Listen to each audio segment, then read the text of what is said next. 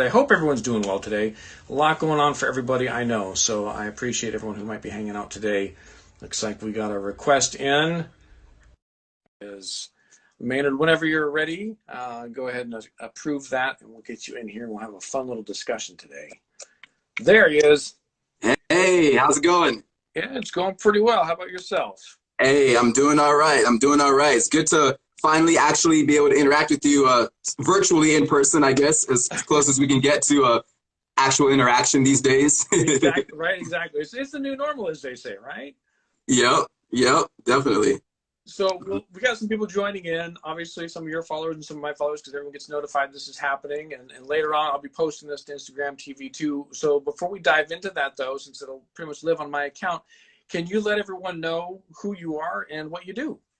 Yes, yes. My name is Maynard Okereke, better known as the Hip Hop MD. I have my platform called Hip Hop Science. Basically, to kind of sum it up in a way for people that are kind of familiar with different spectrums, I always kind of tell people it's kind of a mix between Bill Nye meets World Star Hip Hop. I really just use music, entertainment, comedy as a vessel, a tool to educate people on different complex scientific subjects. My background's in civil environmental engineering. And I worked as an engineer doing high infrastructure projects for a number of years, made the transition to music, acting, entertainment side for a while because that was always one of my passions. And I really wanted to find a way to be able to still infuse my love of science and entertainment. And hip hop science was a way for me to be able to communicate that in different interesting ways, especially for people that look like myself that maybe have never had experience within the STEM fields or either had opportunities or people or mentors in those fields. I wanted to be able to show some representation in the sciences and really be able to showcase that you could have a joy and a love for all these different things and that you can speak as easily about topics as black holes and biomimicry and nature just as you can about the latest album release or new fashion trend. So that's really what I try to highlight with my platform, really encourage more minority involvement into the STEM fields. Well, I think you do a damn fine job, man. I've been looking at your content, and it's impressive. Your energy is awesome, and everything you bring to the table, both your passion for making it science approachable for anybody. And so I love it, absolutely love it. So you had mentioned you have the different platforms. If someone's watching this, obviously they could follow you here on Instagram because this is all tied to Instagram. But where else can someone find you if they prefer other platforms? Yes, so I'm at Hip Hop Science Show pretty much on every other platform. You can find me on YouTube. I do a lot of my long form content on YouTube, exploratory trips and different things like that. So at YouTube, you can find me at Hip Hop Science Show. I'm on Facebook as well too, my Facebook page. I post various content there. I'm not on Twitter. Twitter's always been, me and Twitter have always had this weird relationship where I've been on, I've been off. I do a lot more creative video content, and for me, kind of focusing on Instagram and YouTube has just been kind of my wheelhouse. And so I just like to stick to that. Gets to a point where there's becomes so much different opportunities and different outlets to be able to communicate. And, you know, I'm only one person. You only have so much time to be able to touch on all platforms. So as of right now, I'm not on Twitter, but with a lot of different things going on, it may be something I re-dive into down the line. Yeah, that's understandable. I completely understand the fact that as a one-person band, you only have so much time in the day to get stuff done. So yeah. Yes, yes, yes. And I do have my website, hiphopscienceshow.com, where I kind of keep an ongoing vlog or a blog about different topics that are going on, and I post different updates about different things about my platform and how people can connect with me if they're looking to work with me, whether it be brand partnerships or different organizations that want to do some more STEM outreach or speaking engagements. You can find more of my content on the website as well. There you go. Good stuff. Good stuff. And I'll make sure that we'll mention some of these places you can be found in the comments once this is posted to IGTV as well. Yeah. As you know, when I first reached out to you, this a week ago or even more now, this all came about on my end from prior to Endangered Species Day, which is a Friday in May. And I was talking to people like, it would be fun because myself as a communicator for animals and wildlife and conservation and others in my field, we have our spiels, we have our go-to topics and how to talk to people about conservation. But I always am fascinated by someone who weaves a good story or shares a personal story. And I think on that level, it allows people who may not be in science or in conservation to connect a little more to us when we share a personal story. So I started asking my coworkers and friends and colleagues in this industry to share sort of their most memorable animal encounter, whatever it may be, just to share that story. And so I reached out to you and you're like, yeah, I totally want to do it. So I'm super excited about that. But one other thing I always ask people before we get started is we're all dealing with the pandemic and how that's kind of changed everyone's way of being able to work. Has that influenced negatively or positively for you on your work? Yes, it definitely has. Like, I'm sure everybody's been on the same boat. We can't navigate the same spaces like we used to, can't connect with the same people, interpersonal relationships. So it definitely gone down the drain during this pandemic, which has been unfortunate. But for me, at the beginning of the pandemic, it was really tough just because I had a lot of things in line. One, I had a couple different organizations I was working with. I was going to speak at a couple of different STEM festivals back in April and in March at that time. I had some other organizations I was going to be doing some really great partnership stuff with. National Society of Black Engineers. I was going to be at their national convention, speaking there as well. And so there are a lot of great opportunities to be able to reach out to the communities that I really touch with. And obviously with the pandemic, all of that got shut down. And so I was at a crossroads for a while, really just trying to discover how I was going to be able to still utilize my platform to be able to go out, because a lot of things I do, especially on my YouTube, is exploratory trips, whether it's going to museums or going to laboratories or doing sit-down interviews with scientists, or going to random conventions and really trying to find unique ways to be able to intertie science within different pop culture entertainment subjects.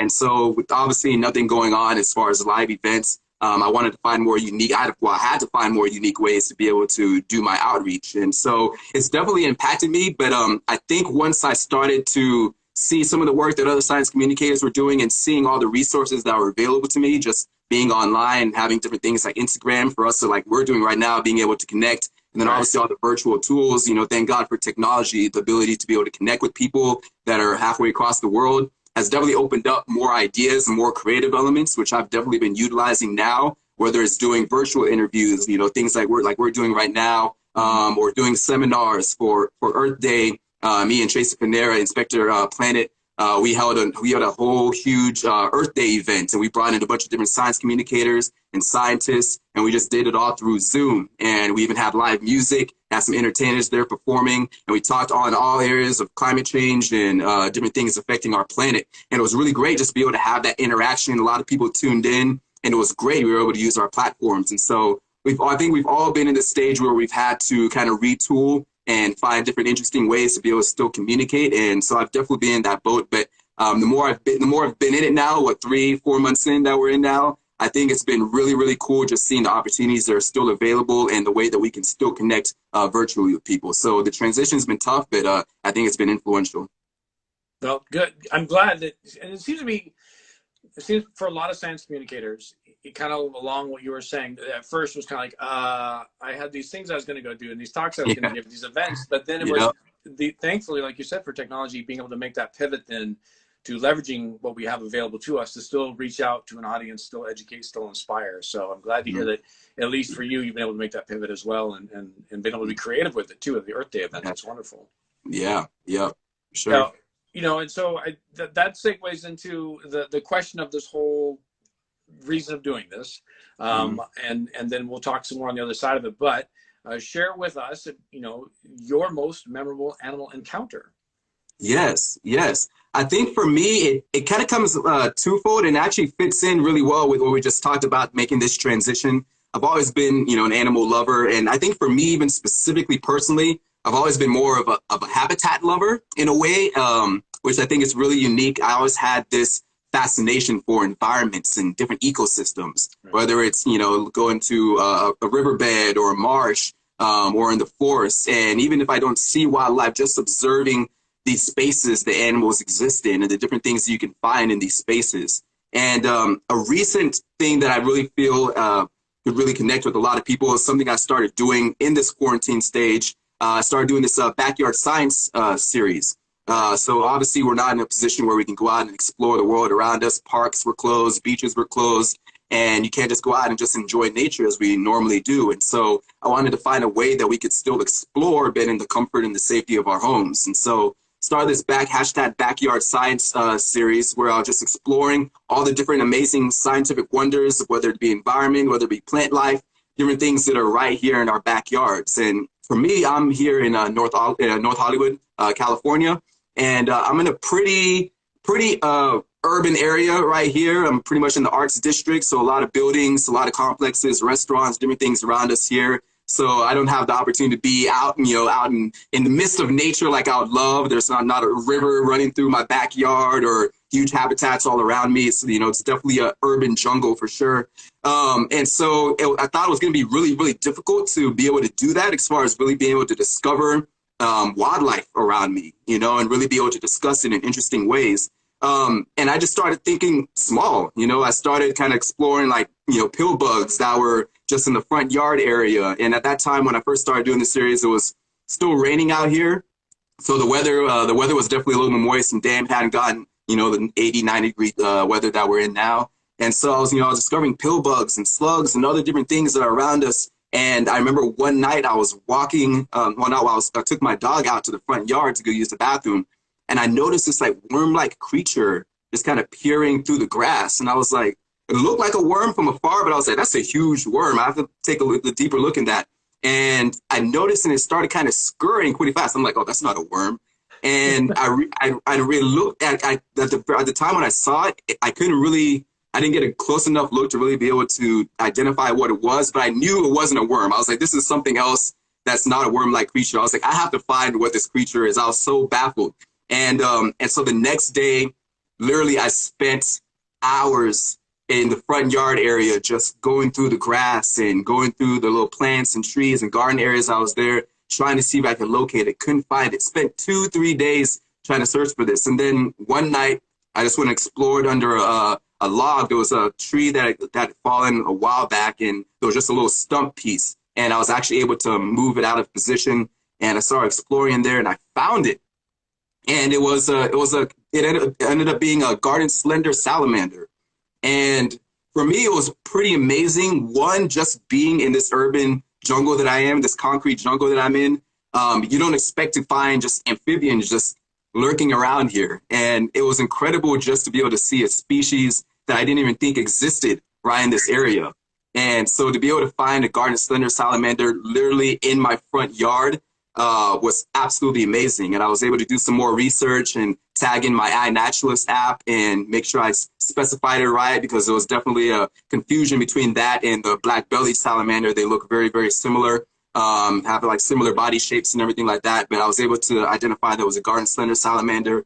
Did some more research, learning about how it doesn't have any lungs and it breathes through its skin. And then its mating habits. And I didn't just find one, I found two. So there were two that were living in there. And it really just started getting me to think a little bit more about the complexities of wildlife around us when we're in concrete environments like this, really realizing that animals are really adaptive and they know how to be able to live and adapt in different ecosystems. And just realizing that we had an amphibian that you would normally associate with being in a pond or being in a river or a stream that was literally out here in front of my yard and strolling around with pedestrians and other things that are going on in this concrete jungle was absolutely amazing to me. And that was definitely one of my favorite videos that I did while I was exploring my backyard science series, just to be able to show how even the rarest of species that you would never think existed, how things are so uniform and tie into our urban environments out here. And so that was a really, really cool experience. And it's in my mind, obviously, because it was something that happened recently during this crazy quarantine time. But I think it also brings up a really good point. At first glance, you might think you're looking at one species, but looking at a little further or checking its behavior, you realize it's something completely different that you may not even have realized existed. And I want to also offer up, you were kind enough to send some pictures to me earlier for me to share it. I normally can share it through system, but I got called into this meeting at our original time, which was 1 o'clock. And so I didn't get to set up. So I was able to pull it up here though. So I don't know if it's going to show very well screen to screen reflection. That's the picture that you sent me. Really cool. I wish maybe it'll focus. Maybe this would be better. I don't know if this works. Yeah, I can kind of see that. Too much glare, but I can identify it. Yeah. Yeah. So that's a picture you sent. And I think you sent. Here's a bigger. It does. It looks like a fat earthworm. Yep. If you look carefully, right there's the head, and you can see there's actually some eyes. Yep. You can see the eyes there, and you can see the feet as well there to the side. Very, very, very small legs, but actually incredibly powerful, surprisingly, for how small they are. They actually can maneuver pretty quickly through their environments. So, you were saying it moved pretty quick, so that's what tipped you off right away that it wasn't a worm. Yes, yes, exactly. 'Cause normally you see a worm and yeah, you're not expecting it to slither away. And so when I went closer to it and I noticed it started, to start darting away, I was like, that's definitely not a worm. But it was the counterbalance of not thinking that I could find something like that in that environment, and Right. then actually discovering that was just kind of mind blowing. And so I really wanted to be able to highlight, and it was great that I was able to find that because that was one of my most unique discoveries doing my backyard science, to be able to showcase that the wonders of nature are actually truly incredible, and how an organism like that can exist in a place that you would never think it would. So what resources, you'd mentioned that you went and looked up to make sure it was the right species that you were going to identify.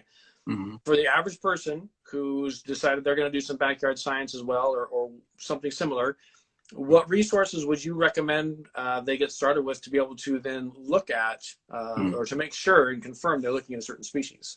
Yeah. Like I said, I used the iNaturalist app when I was identifying mine. And I think for me, that's the number one tool. I got hip to the iNaturalist app, I believe it was early last year, once I started doing some work with the Natural History Museum out here in Los Angeles.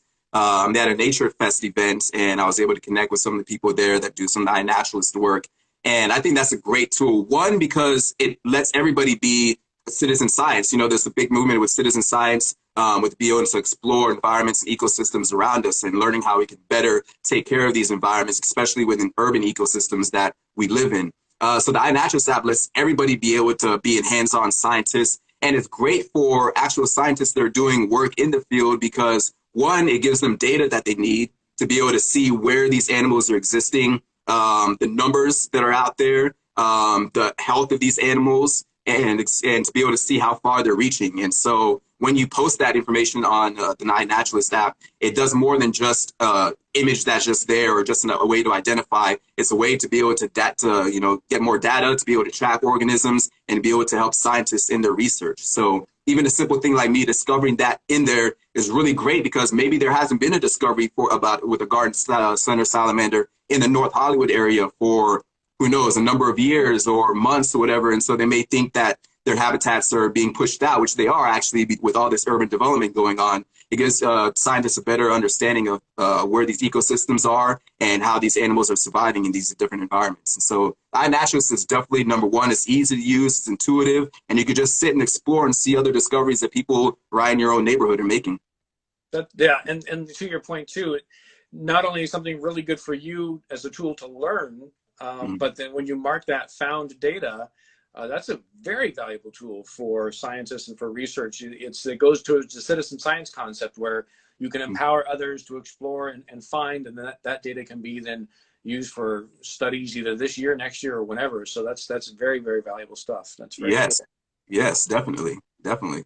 And did you have another encounter you wanted to share? Because you did send another Well, picture that was not a yeah, I did salamander. send you another picture, and it was actually something that I posted yesterday, and I thought it fit well with a movement that I'm participating in this week, which is Black Birders Week. Okay. And I know you had Jason on a few days ago, and he Yeah. was highlighting it about it. And he's a birder. He's an official birder. I don't consider myself a birder. I just consider myself a nature lover and love being in different environments and exploring animals and different ecosystems around us. But one experience that I did have with the bird was at the Nature Fest that I talked about with the Natural History Museum. I had a chance to be able to get hands-on with the lantern falcon.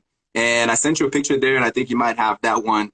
And Again, that was an awesome. Yes, not yes, the that's best it way right to share this, so I can't encourage everybody there. enough. Please go over to Hip Hop MD's Instagram, because it's horrible as a reflection. I'm so sorry. But yeah, go over to his account and see. He's got a full video on there of the bird and himself.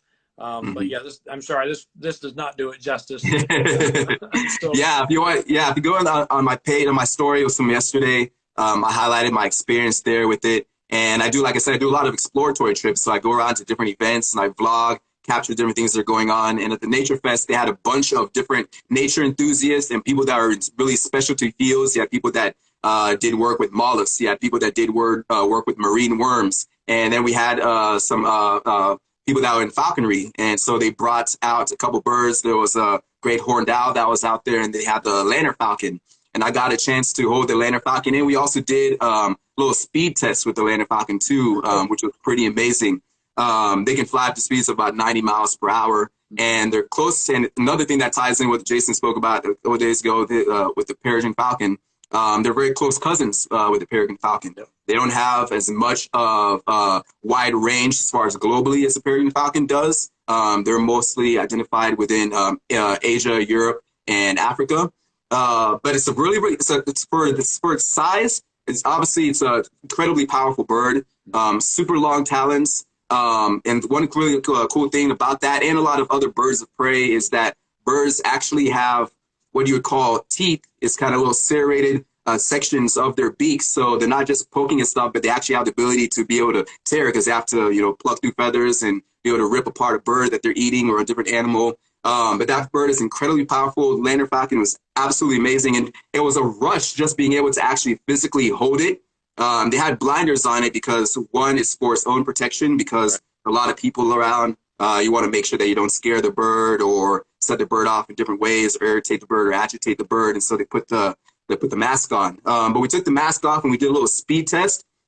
One of the falconries out there, he had some meets, and they did about 100-yard speed test where the bird could be able to identify exactly where to go. They have super incredible binocular vision. That's 8 times that of any human. And so they're able to identify things from high up while they're hunting. And so just to be able to see all the features hands-on with that bird was absolutely amazing. I just love that experience. Yeah, I can definitely tell as you're telling the story there. So with the speed, with the speed test, I was hoping you were going to say that they had you run as the bird flew, but that. Yeah, they weren't racing. Yeah, they weren't racing the bird. They were just kind of clocking it. Gotcha. It was a little bit of clocking it, and then also be able to kind of showcase the bird's vision. Because being that far away, it's not like they're looking around scattered or, not sure of where to go. They knew exactly where to go, how to detect their prey, and be able to directly hone into it. And then just being able to see the movement of their wings and how they, a lot of birds like that, birds of prey that got to carry prey that's much heavier than they are. They use their wings for support to be able to get a little bit more lift as they got to carry their prey away. And so there's a combination of different features and different elements. They're literally perfectly designed elements to be able to hunt down prey, from their binocular vision to their talons to their beaks to the way their wings are shaped and how they're able to fly and use trajectory and be able to calculate wind speeds. All these different factors go into play when it's hunting, and it's so cool to be able to see that hands-on and be able to feel that power and be able to just sense that power when you're next to the bird. And it was an absolutely amazing experience. And all those natural adaptations that you just mentioned in that list, and yet people still use the term bird brain. It's like these guys are not. These guys are not incredibly smart. Incredibly smart. They're taking in all sorts of things, all sorts of data coming into their brain to make that hunt successful for them. And it's truly amazing. So it's cool that you had that experience. Yeah, it was great. So I would be remiss too. I want to mention I'm going to ask you one follow-up question near the end of this, but you had mentioned the whole black birder thing and everything else, and there's a lot going on in our world right now beyond the pandemic and everything else. Yeah. And I had offered to you, as heading into this morning, that maybe we could postpone this because there's so much going on. But your heart was really set on doing this and making sure that you can get your voice out there. And I wanted to give you a moment maybe to kind of address that. Like, why was this so important for you today? To come on here, to touch my audience, to increase your voice, basically. Tell me a little bit about that. Yeah, and one, I thank you for bringing that up and asking me about it. When we were chatting through IG, you brought up if we wanted to postpone it, and that was very empathetic, especially with everything going on in the climate of the world right now. But for me, I thought it was important to still do this. One, because in a moment like this, obviously science is still important, but it's important that we showcase our voices. The whole Black Birders Week was started as a way to be able to showcase Black people in nature, Black people navigating these spaces and wanting to be able to navigate these spaces comfortably. So having discussions like we're having ourselves, it's great to be able to show Black voices, Black experiences in nature, and to be able to show that there are Black people involved in STEM, doing amazing research work, doing amazing study work, doing whether it's animal behavior work. There have been so many different people that I've met along my path that I didn't know existed, because I always, for the longest, thought that I was the only one. I thought it was just me that was out there that had this crazy love for nature. And to be able to see other Black scientists and other Black STEMineers that are out here, other Black science communicators that are investing in these fields and really have a passion for these fields, I think it's important to showcase our voices. And even today, as we're doing this Blackout Tuesday, you know, it's great. It's solidarity for everything that's going on. But we shouldn't just do Blackout Tuesday and just completely black out and silence ourselves and not speak up. We need to utilize these platforms to still showcase what's going on, to still have these conversations about the importance of highlighting the Black experience in nature and highlighting the Black experience as we try to navigate these spaces, and then uplifting other Black voices, uplifting other Black leaders, uplifting other Black zoologists, Black scientists, Black engineers that are doing amazing work in these fields, and show those voices, show those platforms, and have conversations like we're having, have those uncomfortable conversations. It's still important that we still do that and still make sure that we highlight that and be able to talk in unison with everything that's going on in science. Because I think, especially with us within the science fields and the science communicators, there's all this thing of like, oh, just keep to the science or just talk about the science and don't bring in race or politics and all these different things. But all of them go hand in hand. There's no separation between science and race and politics. All these experiences go hand in hand, because just like the whole situation that was brought up with the Black nature enthusiast wanting to explore the world around him, he was excluded and was vilified for being in that space that's supposed to be for everyone. And that's science. And we politicize science all the time when it comes to climate change and different things like that. And so there's no separation between science and politics and race. All these things need to be discussed, because we as minorities, people of color, need to feel comfortable in these spaces. And it's important that people hear our stories and see that there are people that look different than them that are navigating these spaces, and how we can be more inclusive and how we can work together. So in moments like this, it's important to speak up, utilize our platforms, be able to show unique faces that are in these fields, and be able to have these conversations. I think it's incredibly important. And I can't say thank you enough for taking that position. Obviously, I recognize who and what I look like, and I also recognize, from my passion for conservation and wildlife education, it has been long said, and it is true, we cannot do this alone. Yep. We cannot isolate ourselves in our own little bubbles and see success in science or see success in conservation.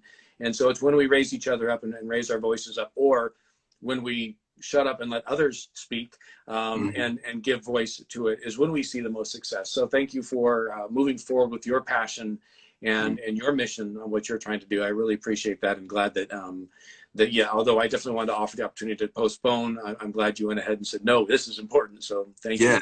Yes, definitely. I mean, it's a movement, and it's long, and it goes farther than just this moment of time. Obviously, it's been a crazy whole 2020. There's been a year that nobody could have ever predicted. And so it's a unique circumstance. I think the combination of us being quarantined in our homes, not having the ability to be able to socialize and connect with other people, and then a number of all these different racial injustices that have been shown, it's just, we're now at a boiling point where everybody's emotions have boiled over. People are, don't have jobs, people have lost income, and now people are being persecuted in the streets, all these different things. And so I think it's important to still have these conversations. We have to talk about these things. It's the times that we don't talk about it and we overlook, or we move on to the next hot thing or the next thing that's in the front of our minds or that distracts us. That's when this cycle continues. And so to be able to continue having this conversation and past Black Birders Week and past this whole, Black Lives Movement right now with everything that's going on, there's going to be another situation that'll happen next week or a year from now. And we need to make sure that on the day-to-day that we speak upon these subjects, and that we use our platforms to make sure we always highlight that, the importance of inclusion, the importance of diversity, and making everybody feel welcomed in everything that we do involved in science and the world around us. I wish I could just give you a big hug right now, man. Virtual hugs. Virtual hug. Okay, well, before we wrap it up, and again, thank you so much for that. I really appreciate that.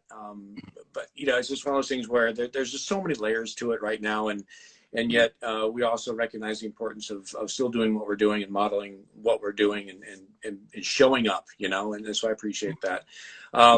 One thing, going back to the whole beginnings of doing these lives that I'm doing, I always like to end by asking my guests. One thing I often get in my position of being a spokesperson for wildlife and conservation is someone coming up to me, whether it's a young 8-year-old or whether even if it's an adult who's just really wants to get involved, but they usually have this attitude of, I'm just one person, what can I really do? Only one person, what effect or impact can I have? And I know my answer. I know the answers I usually give, and I try to kind of walk them down that path. But I love hearing other people's answers to this, because it's enlightened me quite a bit over these last couple of weeks of doing these. So I'd love to ask you that. If someone came up to you and said, as one person, what could I do to make a difference? You know, whether it's for wildlife or for science or, you know, space exploration, because I know you're passionate about that too. So anything that's a part of you're passionate about there, what would you say to that one individual that seems they need direction or need support or hope? Yes. For me, it's definitely a broad subject, and there's different things that everybody can do on different platforms. And I think the first thing that we have to address is that we make sure that, you know, do what's comfortable for you. Do what works for you. What works for somebody else may not be the same platform or the same voice that you have. But one thing for me, especially with my platform, you know, I really try to encourage and uplift more Black voices in the STEM fields. And I'm a big on curiosity. I have this kind of theme where I talk about curiosity as nature's PhD, asking questions, being involved, doing things that are outside the box, things that make you feel uncomfortable. And so even simple things that we're doing when it's reaching out and connecting with somebody, and learning a little bit about a field, or just speaking up on a different subject and getting invested into something else. For me, I don't consider myself an expert in any particular field. I'm not an expert zoologist like yourself, where I could be able to highlight specifically everything on that. I'm not an expert on space travel or physics or even, you know, engineering, which is my background. I wouldn't consider myself an expert in that field. But I have a love, curiosity of all these different elements. And we as people need to maintain curiosity. We need to do different things that we can do to explore the world around us. And especially right now, this time, you know, the whole movement of being able to highlight people that are in unique positions, people that are in different unique career fields, reaching out to those people and talking about those things that they're invested in. And more on a global scale, when we're talking about impacts that we can make to the world around us, especially when it comes to wildlife. You don't have to think about it as such a universal position, because even if you do one thing to save one species here, that's all trickle down effects, because everything that we do in nature, whether it be, you know, a carbon footprint, all these different things, they all have a trickle down effect. So doing one little thing, like for me, while I'm doing my backyard science series, you know, there's a whole big thing of like making sure you keep nature intact, make sure you keep these environments intact. So if you're going out and you are taking a break now from quarantine and you're exploring your national parks and you see some trash on the ground, pick it up, bring a trash bag with you. A lot of times when I go out and explore, I bring bags with me. I bring something to be able to contain things in, just so I can make sure I clean up that environment. Even if it's just one little thing, that one little thing, somebody could be walking by and see a piece of paper laying there and they just think, oh, somebody else dumped some paper, I could just dump this here. And before you know it, you get a collection of different things. And so little things like that, while we're exploring and navigating these spaces, if you see something that may just seem like a one-off or may seem, oh, it's not that big of a deal, take care of it, clean it up. Somebody else might see you doing that act and it sticks in their brain and they remember that when they go on their own expedition. So all these different things trickle down, whether it's people seeing it, whether it's you talking about it, whether it's you highlighting it. It could be a simple thing of like, oh, I found something on the road. A lot of times when I go out to places, even like might be going to the store and I see trash, I pick it up. We post about other things that we do in our lives, but sometimes simple things that actually mean something we don't post about. And it might seem rudimentary, it might seem like dumb, but it's like, hey, I threw this away or I recycled this today. It's like a reminder, because a lot of times we go through different things in life and we get so distracted by different things, we forget the basic things that we can do. So little reminders of things like recycling, things like turning off your water, taking taking shorter showers, all these different things that we know about, that we've been told about before, but in the day-to-day practices, we forget them.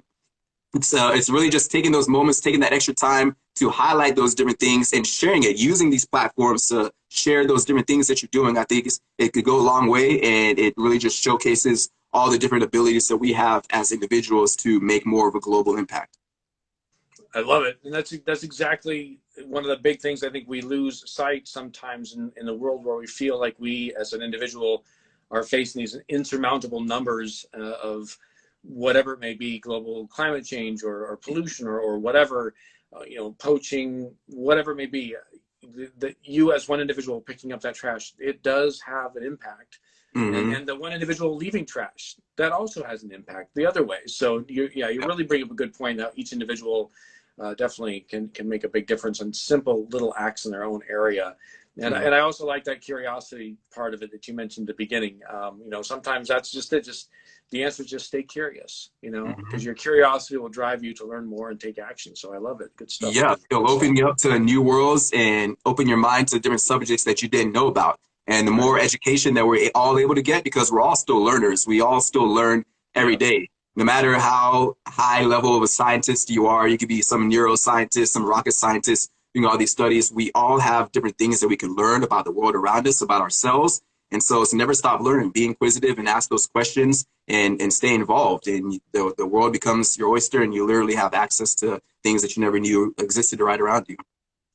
And speaking of having access, before I let you go, because I do have to wrap up, one more time, where can people go to find you and your content? Yes. Yeah, you can find me at Hip Hop Science Show on Instagram, Hip Hop Science Show as well on YouTube, where I do all my exploratory trips and music video breakdowns and different things like that. And then also my website, Hip Hop Science Show. So you can find me on all those platforms. Here on Instagram, I do a lot of content, and I always make sure to tie in music, entertainment, pop culture, comedy, infuse those themes with science, and really be able to showcase science in universal, palatable ways for everybody. So Hip Hop Science Show at all platforms, Hip Hop MD. You'll see me in this lab coat, headphones, glasses. You can't miss it. It's all good stuff. Thank you so much again for taking the time to join me today. I really appreciate it.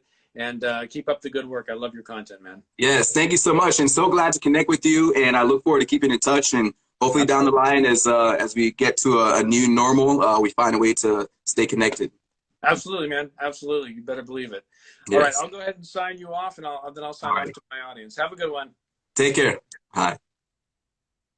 All right. That was awesome. I love his content. If you haven't seen it yet, the energy he brings to educating others and exciting people about science and what he's doing is unbelievably high. I love watching it. So I hope you take the time to jump over to his account from here, if nothing else, and then join him over on YouTube as well, because of course support there is always important for those trying to do SciComm. So with that, I'm going to wrap it up because I'm actually running short on time. So I'm just going to say thank you all for joining us today. If you're watching this later on IGTV, feel free to leave a comment or question down below. A lot of the stuff that was posted as it streams through here now doesn't carry over to IGTV, so I can't follow up and answer those.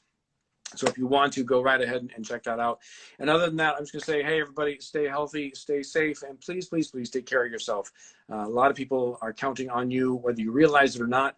And if nothing else, you're counting on you to be there and be able to show up and do the things you need to do. So please take care of yourselves, especially in these times. All right?